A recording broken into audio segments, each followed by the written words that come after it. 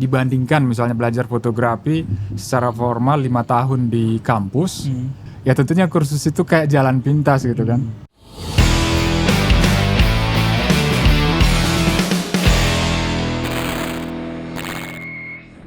Halo, balik lagi di Face of Raw. Episode kali ini kita bakal ngobrol-ngobrol bareng guru saya, Pak Ari Angin. Nama aslinya Nama aslinya itu Lestari. Jadi kalau tukang kredit nanya itu biasanya Ibu Lestari ada. Iya, soalnya nama cewek ya, Lestari Parangin-angin ya. Iya, iya. Ya, marga berarti Angin itu marga yang bawa hoki ya. Karena Bawa jadi hoki. nama sekolah ya. Iya, jadi brand. Benar karena dulu awalnya kan sebenarnya bingung juga mau kasih nama apa gitu. Tapi karena kebiasaan teman-teman manggil dulu di kampus kan Ari itu banyak. Jadi akhirnya manggilnya Angin kayak gitu kan. Terus Karena marga. lama-kelamaan bikin project foto kerjaan-kerjaan foto. Ya udah Angin fotografi aja kayak gitu kan. Ya, lumayan lah ya. Lumayan sampai sekarang begitu masuk ke edukasi nama itu masih tetap jadi Angin Photo School. Awalnya gitu. dari tahun berapa tuh Pak? Angin tuh. Angin ya sebenarnya kalau yang kelasnya ya kelas fotonya itu 2007-an sih. 2007. 2007. Lumayan lama juga, Ya, berarti udah hampir 15 tahun. 15 tahun, iya. Angkatan tuh udah ke 69 ya? Iya, kalau yang masuk itu kan ada satu kelas profesi itu angkatan 69 sekarang. Saya 39. 39 ya. Jadi Itu satu angkatan lumayan. kira-kira 3 bulanan lah, 3-4 bulan. Iya, kurang lebih gitu. segituan ya Pak ya. Iya. Lumayan tuh. Dari 2007 awalnya gimana? 2007 ya awalnya kan sebelum 2007 itu memang udah berprofesi sebagai fotografer. Terus tapi saya sebenarnya kan karirnya itu antara jadi profesional dengan ngajar itu kayak barengan. Jadi masih kuliah waktu itu saya udah ngajarkan waktu itu ada sekolah fotografi yang di Jonas tuh. Oh Itu iya. tahun Sempet kayaknya ada ya. Cuma 97. Udah nggak ada 97. ya. Oh dulu ya, berarti zaman analog kali. Benar. Zaman 97 itu sebelum ada digital sih sebenarnya. Nah, 97 sampai 2003 saya udah ngajar sih sebenarnya di sana. Itu juga kan kursus foto kan. Kursus foto, iya sih. Latihan untuk orang-orang yang pemula kayak gitu kan. Nah, 2003 di situ bubar. Si kelas Jonas itu ya. Ya, kelas Jonasnya bubar. Terus saya lanjutin ngajar juga di di kampus. Alma mater saya dulu di STISI. Oh pernah ya? Iya, sekarang jadi ISWI. Telkom kan. Telkom. Cikal Ya. bakalnya Telkom itu STISI kayak gitu. Nah, terus 2007 itu ya ada kesempatan sebenarnya awalnya tuh dari ini sih, beberapa teman itu pengen belajar foto kayak gitu kan, beberapa teman kayak gitu kan. Akhirnya awalnya sih ngumpul-ngumpul aja kan, ngumpul di rumah kontrakan gitu, belajar. Tapi lama-kelamaan ya berpikir itu bisa dijadikan sebuah aktivitas rutin kayak gitu kan. Nah, berkembang ya akhirnya awalnya kita di Cijagra kan dulu. Oh jauh. Tapi sebelum Cijagra saya sempat di daerah Turangga juga sih. Itu malah studionya salah satu siswa di Angin kayak gitu kan. Dibikin lah kelasnya di situ. Iya, dibikin di situ. Jadi duluan dia yang punya studio, saya bikin kelasnya di situ. Angkatan pertama berarti itu? Ya angkatan pertama itu. Angkatan pertama kedua itu masih di Turangga. Terus kemudian angkatan 3 dan seterusnya masuk ke Cijagra. Di Cijagra Pindah dulu ada berarti ya? sekitar 5-6 tahun 6 tahunan. Lama ya, gitu. lumayan ya. Baru yang terakhir ke sini ya, yang sampai sekarang ya? Sampai sekarang di Cimbuluit.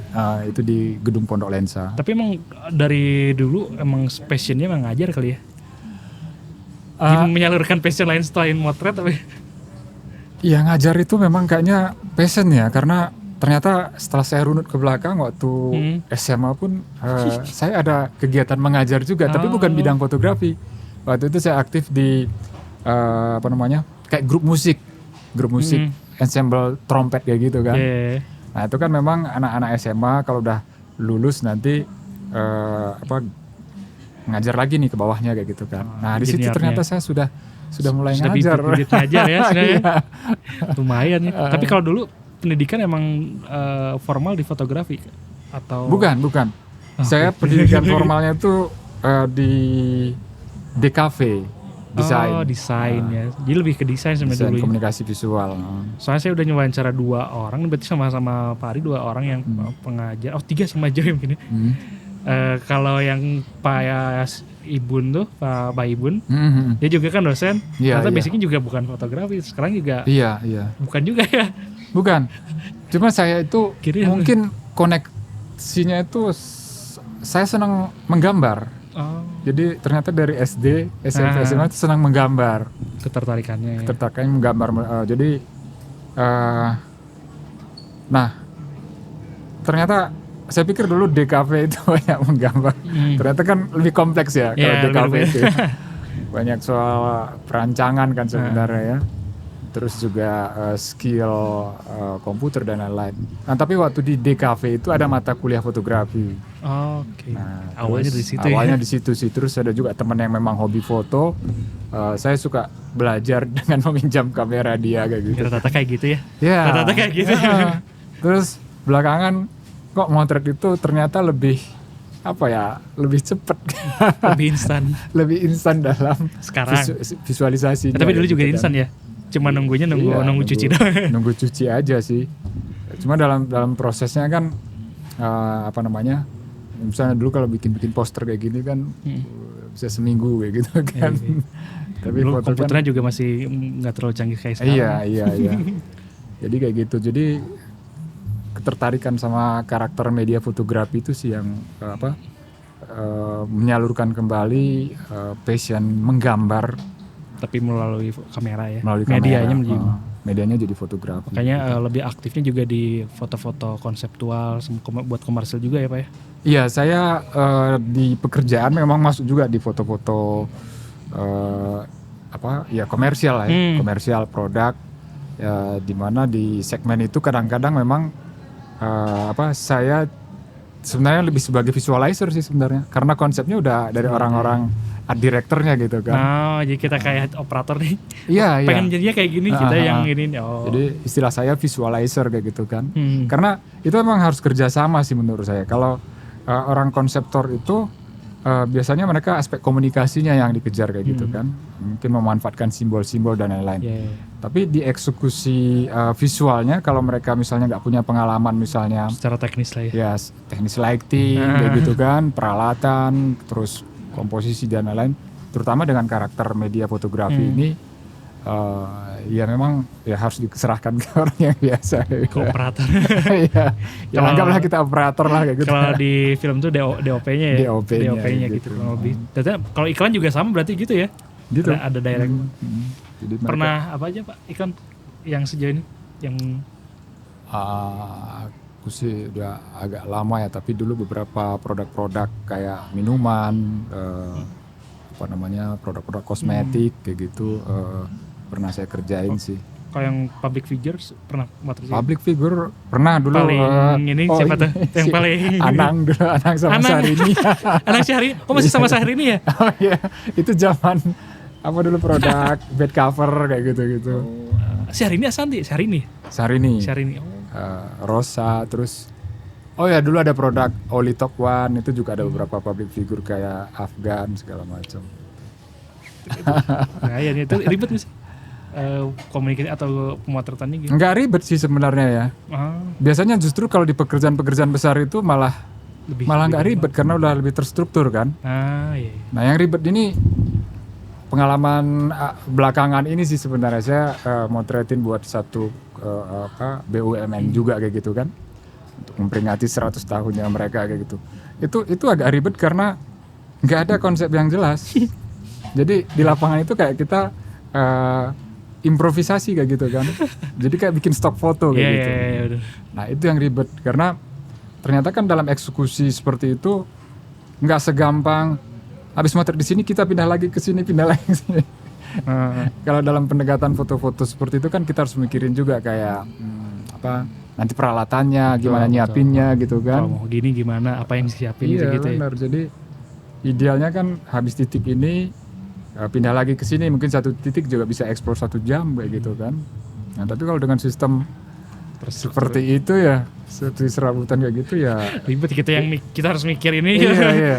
Jadi Belum bercabang. lagi tantangan kan kalau foto-foto lapangan itu sebenarnya kadang-kadang bukan tantangan skill aja sih, tapi fisik juga Iya, lumayan kalau di capek-capeknya. lapangan. Panas di lapangan Iya. gitu kan. Bener-bener Pak itu Pak. Aduh. Terus dari sekian banyak job yang tadi Pak Ari antara komersil sama ngajar, kayaknya kayaknya lebih gede mungkin yang di komersil, tapi kenapa sih masih mempertahankan si ngajar ini bahkan sampai 15 tahun nih? Iya, Dari iya. aspek ekonomi nih kenapa sih? Iya, value for money ya. Nah, ya, itu. Value for money memang pekerjaan itu nilainya lebih besar tentunya dari ngajar kayak gitu ya. Tapi kenapa ya? Nah itu kenapa Iya. masih? Padahal kalau fokus banget ke sini kayaknya lebih gede gitu. Iya.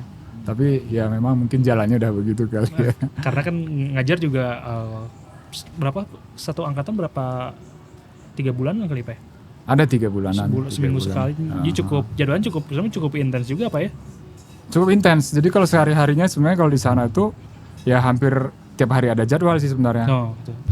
Ya memang ada beberapa pengajar ya, bukan saya semua gitu. Tapi kadang-kadang di satu hari yang kayak kemarin saya tiba-tiba dapat jadwal 4 kali gitu dalam sehari gitu kan. 4 kali sehari kan pagi, Capek. siangnya 2, malam kayak gitu kan. Lumayan itu sih. Tapi sebenarnya nggak jadi beban sih sebenarnya, karena ya beberapa kan memang itu sudah seperti mengulang kayak gitu ya. Ya kalau ngajar emang gitu. Iya. Tetapi memang ngajar itu juga sebenarnya nggak bisa seperti hafalan sih, karena kita berinteraksi dengan orang kan. Kebutuhan tiap-tiap orang itu berbeda sih. Betul. Jadi kadang-kadang kalau orang yang ini jalannya dari sini, kalau yang ini mungkin dari belakang dulu ke sini. Terus perkembangan informasi juga terus ini Pak ya, terus berkembang itu, kayak alat juga perkembangannya juga cepat banget kan. Iya. Tapi gini sih sebenarnya kalau soal alat itu kan fungsinya hanya sebagai support kayak gitu ya. Tetapi kalau misalnya kita belajar basic fotografi aja gitu kan. Kadang-kadang orang mikir kan basic fotografi itu belajar peralatan, padahal di situ ya mungkin cuma sekitar 15%-nya aja belajar peralatan kayak gitu kan. Lebihnya itu ya mungkin hal-hal yang sifatnya esensi tentang exposure kah gitu kan, tentang type of field kah, bagaimana merespon gerak, terus white balance segala macam, komposisi. Nah malah nggak ngomongin, tapi memang selalu berhubungan dengan alat kan itu ya. Iya. Selalu berhubungan dengan alat Pasti gitu. sih ya. Karena kan kita kalau mau motret sesuai apa yang kita pengen kan harus kenal dulu sama alatnya. Gimana caranya biar bisa nih. Ibaratnya kayak gitulah ya. Ya tapi kadang-kadang itu juga yang salah kaprah itu, orang kalau belajar fotografi mikirnya harus mulai dari alat dulu kayak gitu. Memang alat harus ada kayak gitu ya. Tapi bukan sesuatu yang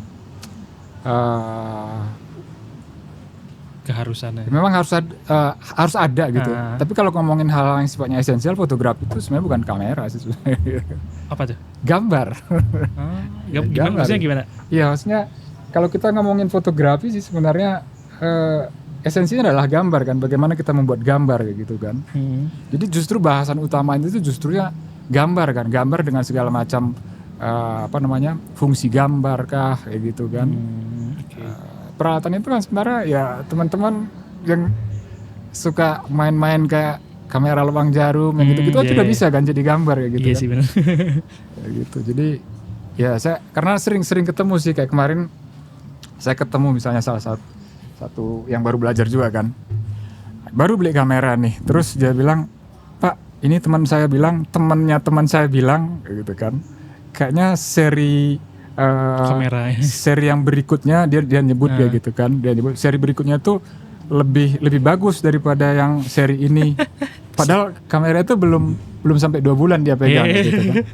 Ya, saya cuma bisa nanya, "Kamu ada kendala nggak dengan peralatan yang sekarang kayak gitu kan?" Nggak ada kendala gitu ternyata gitu kan. Ya, cuma bisa kasih saran, "Ya oke, kamu maksimalin aja dulu dengan alat yang ada sekarang kayak gitu kan." Jadi maksudnya gini, ya bagusnya sih sebenarnya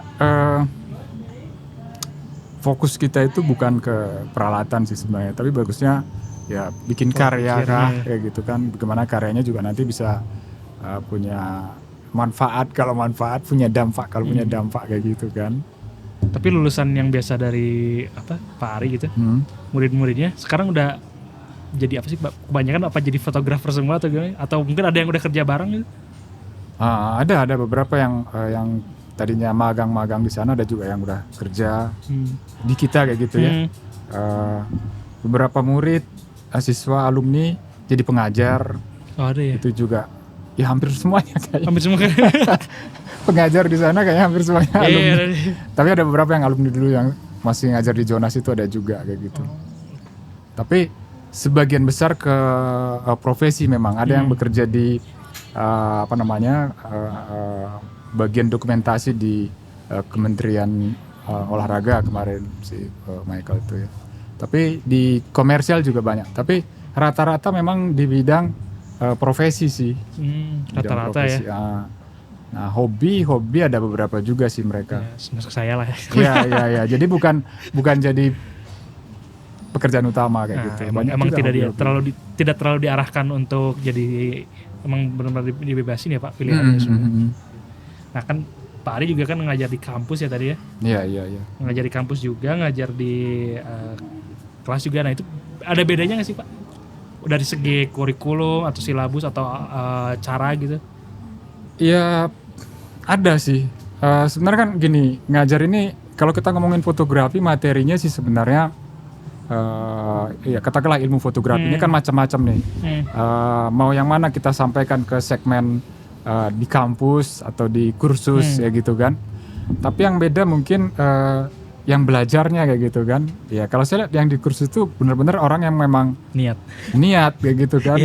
Dia bayar kayak gitu kan. Ya sebenarnya di kampus juga bayar. Tapi yang bayarin orang tua gitu kan. Iya bener sih bedanya gitu ya. Jadi masalah interest sih sebenarnya saya lihat yang paling utama. Jadi interest siswa itu kadang-kadang mempengaruhi juga ke usaha kita kayak gitu ya. Maksudnya kalau ya pengalaman saya sebenarnya kalau ngajar di kampus itu kayaknya butuh energi lebih besar gitu dibandingkan karena di emang kursus menarik gitu. interest si mahasiswanya. Iya. Nah tapi kalau beberapa yang tertarik, ya misalnya dari 40 orang siswa itu kadang-kadang yang tertarik, apalagi memang bukan jurusan fotografi ya.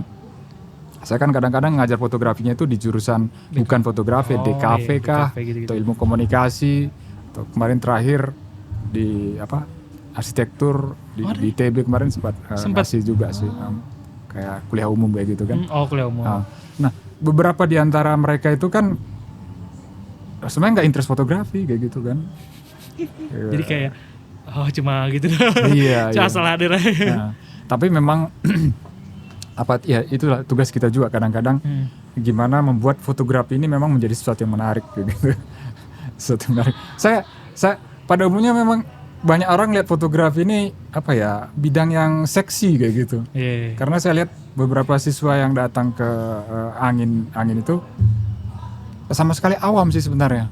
Jadi sama sekali belum pernah pegang kamera. Iya, belum pernah pegang kamera, terus ya cuma mereka penikmat foto-foto aja kayak gitu kan. Malah kadang-kadang bertanya, kalau saya bisa nggak masuk kelas profesi kalau misalnya saya belum tahu sama sekali kayak gitu kan. Ya kita bilang ya fotografi itu memang buat bisa dari pemula kayak gitu kan.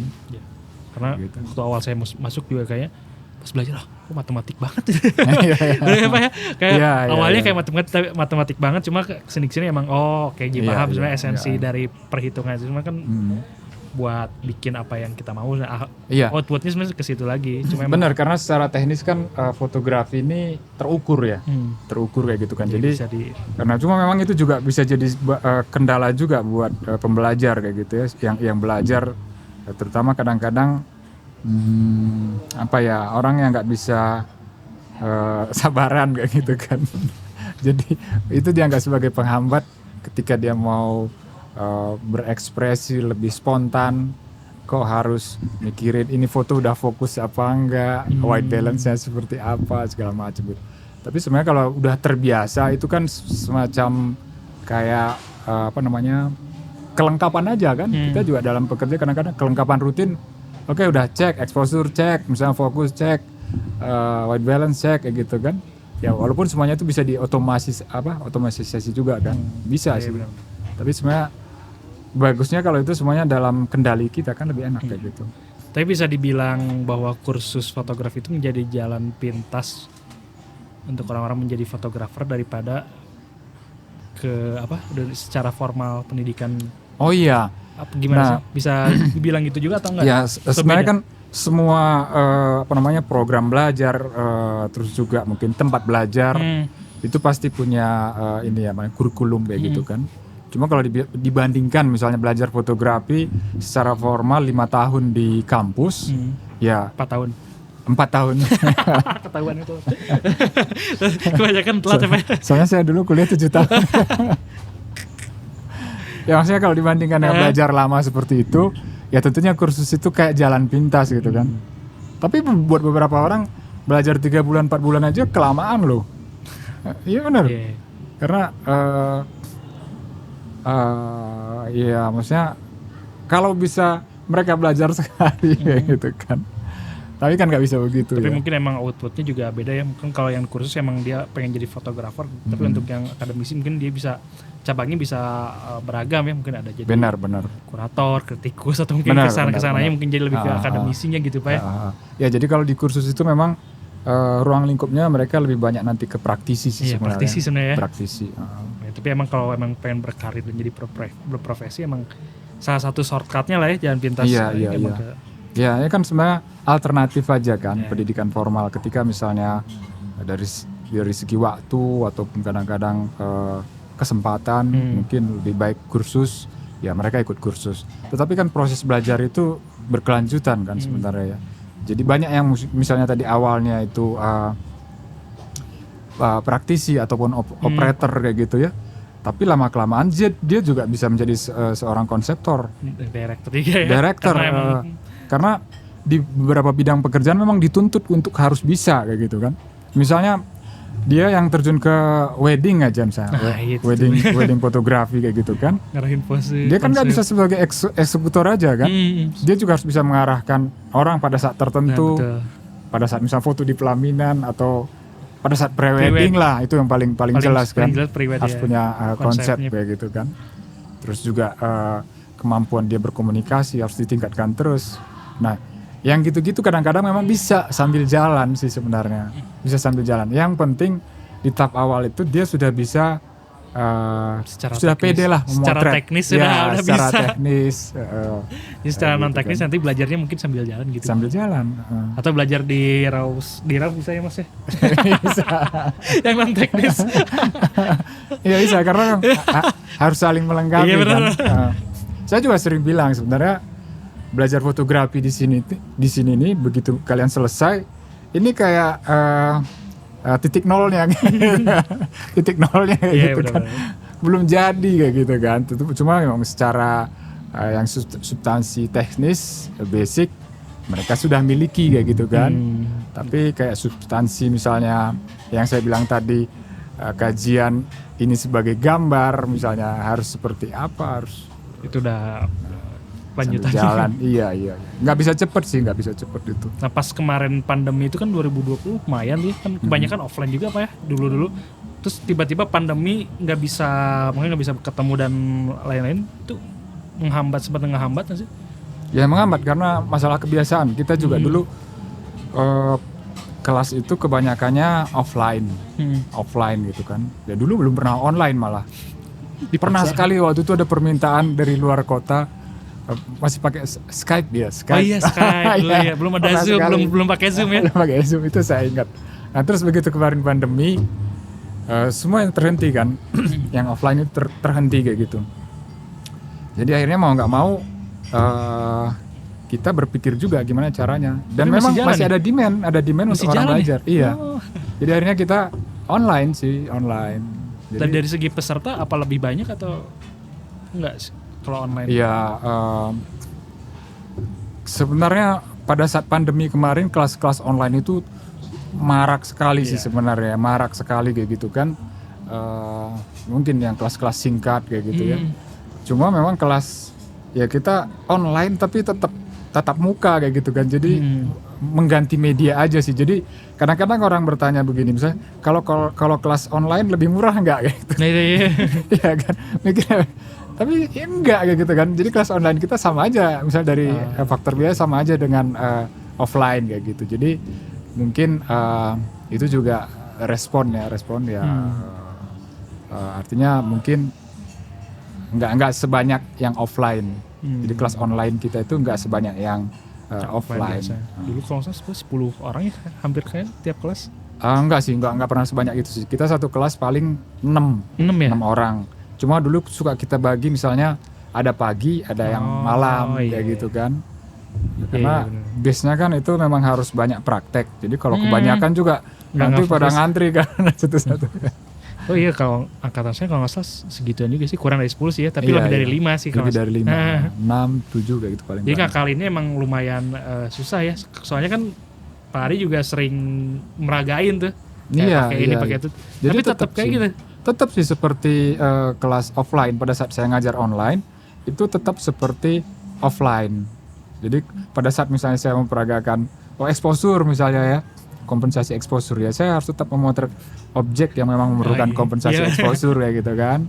Jadi mereka bisa ngelihat apa yang kita kerjakan lewat kamera, tetapi juga mereka mungkin kita pasang satu kamera lagi supaya lihat BTS-nya kayak gitu.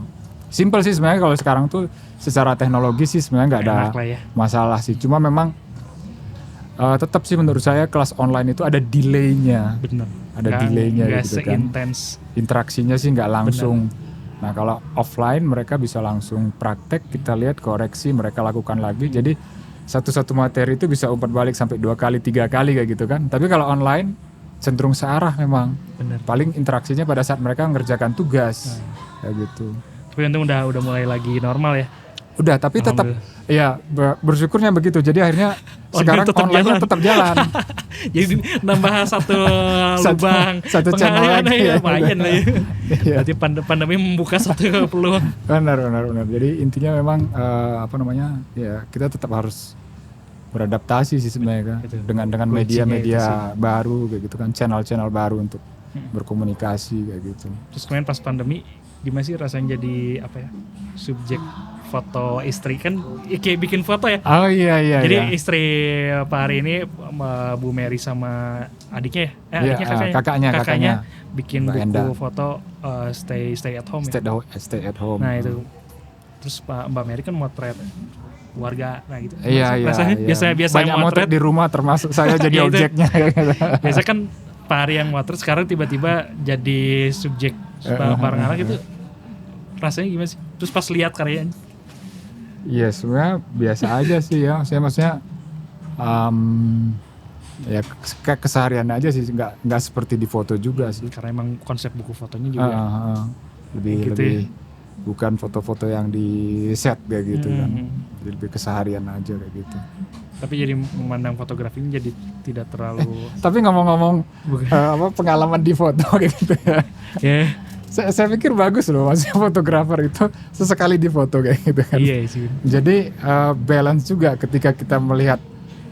Kita kadang-kadang kan nggak tahu kan perasaan orang di foto seperti apa kayak gitu kan. Kemarin itu pernah nih datang ke studio, mereka nyari model kayak gitu kan. Nggak tahu Mary tuh ngajuin saya kayak gitu kan di ACC. Jadilah saya di studio kayak model mengkomunikasikan produk perikanan kayak gitu kan. Jadi petani berarti? Jadi petani. nelayan. Berarti kayak model-model yang sekarang. Tapi ternyata lebih capek di foto daripada motret. Oh, lebih capek berarti? Lebih capek di foto tuh. Jadi model berarti capek juga. Iya. Emang kalau karena nggak biasa ya, mungkin. Mungkin kalau udah biasa mah enggak kali. Iya enggak. Kayak terakhir Pak Ari, ini kalau buat teman-teman yang pengen daftar ke Ari itu bisa dihubungi lewat mana sih? Iya, kalau mau informasi tentang kegiatan belajar Angin Photo School itu bisa lewat Instagramnya Angin Photo School _BDG gitu. Nanti info-info tentang kelas kita yang berjalan, terus jadwal dan biaya ada di situ sih. Semua paket-paketnya. Semua paket-paketnya lengkap. Kegiatan-kegiatan kita juga semuanya ada di situ. Oke, teman-teman, jadi bagi yang tertarik silahkan cek Instagramnya aja Pak ya. Iya. Iya, sampai jumpa. Sekalian di follow. Oh iya, sekalian di follow. Ada YouTube-nya juga nggak? Ada TikTok nggak ada? Nggak ada. TikTok-nya ada. Angin Photo School. Nanti kita masukin linknya ya. Iya. Linknya di itu kan Instagram, TikTok. Itu TikTok juga semenjak pandemi aja itu, baru berapa bulan. Tapi ternyata TikTok itu responnya ternyata Bagus, buat jualan bagus. luar biasa gitu ya. Tapi memang mungkin belum sesuai dengan segmen kita sih. Tapi respon bagus kayak gitu ya.